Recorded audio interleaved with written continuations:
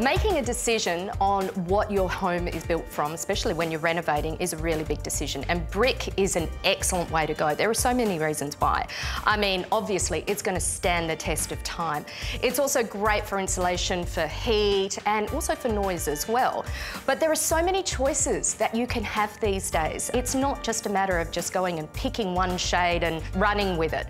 It's really important to take in your surroundings, where you're geographically set, so what your neighbours are doing. You don't want to impact the street setting too much. I mean, you want to be able to blend in, but at the same time, you need to have your own statement on your house as well. Like if you're going for the Hamptons look, which is a really popular look, you can get these gorgeous creamy whites, and they sort of have a little bit of a beige tone to them as well. So really neutral, go with everything.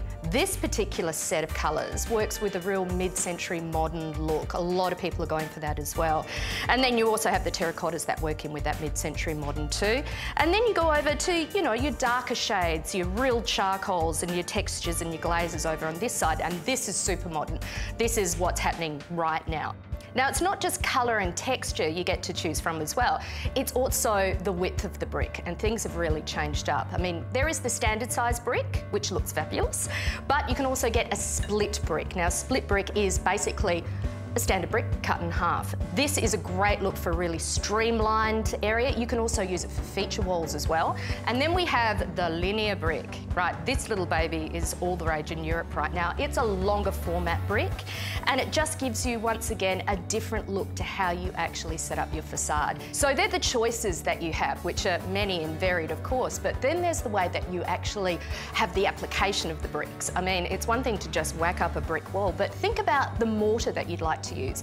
Whether you'd like to use maybe a lighter mortar to bring it out and make it a real feature, or maybe even a darker mortar just to pull it back and make it blend in. And there's also the way that you actually stack the bricks too. Your traditional stretcher bond is a great way to go, but it is the traditional way. These days, people are really mixing it up with a stack bond or a Flemish bond, or even going vertically for something completely different and making it into a feature.